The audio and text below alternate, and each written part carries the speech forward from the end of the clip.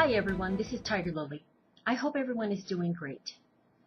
As many of you know, I hate to wear a helmet while riding my motorcycle. To me, helmets are heavy, cumbersome, and I've argued that this notion that helmets save lives, that's pure propaganda. The state of Nevada currently still is one of a few remaining states that forces motorcyclists to wear a helmet. I have no issue with the voluntary use of helmets, but I've maintained and will continue to prove that helmet laws have nothing to do with saving lives. They have everything to do with controlling motorcyclists. You see, cops love to use helmets as an excuse to pull over motorcyclists to inspect their helmets. And on a pure whim of a cop, the motorcyclist will either get a ticket, a warning, or the cop might decide that the helmet is legal and let you go about your business. I've had a number of people criticize me for challenging helmet laws. Even people who would loathe to wear one and live in a helmet choice state, even they have told me that if their state required the wearing of a helmet, they would just wear one. To those I say, I can recall a few persons during World War II who just wore a Star of David. How'd that work out for them? Bottom line is this.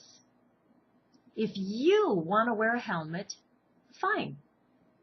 Be lucky that there is no law banning you from wearing one. But please don't pretend to be my friend if you support helmet laws. There is nothing voluntary about laws in general. And if you get caught violating one of these laws, you'll either have to pay a fine or be caged. And if you dare resist for your freedom, you will be murdered by costumed clowns with badges, guns, and a force so grand that no matter how right or virtuous you may be, you will be executed. And there is nothing you or your loved ones can do about it. Here's the tail end of Stefan Molyneux's YouTube podcast called Statism, Cages, and the Murder of Conscience. A statist, somebody who wants government-enforced laws, regulations, rules, and brutalities to run your life, wants you thrown in jail for disagreeing with him.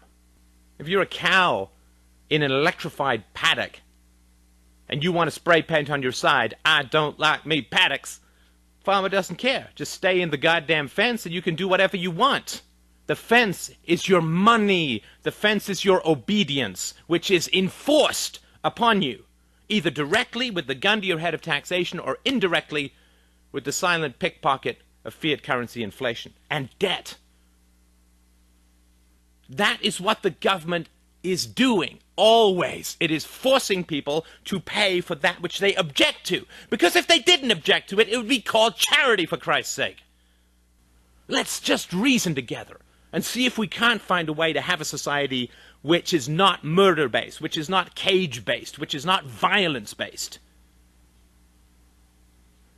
Put down your weapons, everybody, and let's reason about this. That's all you're saying. That's all you're saying. If you're into freedom, if you're into liberty, if you're into compassion, if you're into human communication that does not involve you don't have to follow your conscience. You don't have to go to jail. But all you have to say to people is,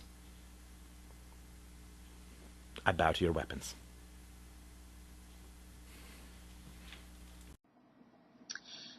Stefan Molyneux is, in my opinion, the best philosopher on the planet. He addresses in this podcast the immorality of those quote-unquote friends around you that support the theft of your money to support wars. Now, I know that comparing a helmet law to the mass murder of war is trivial at best.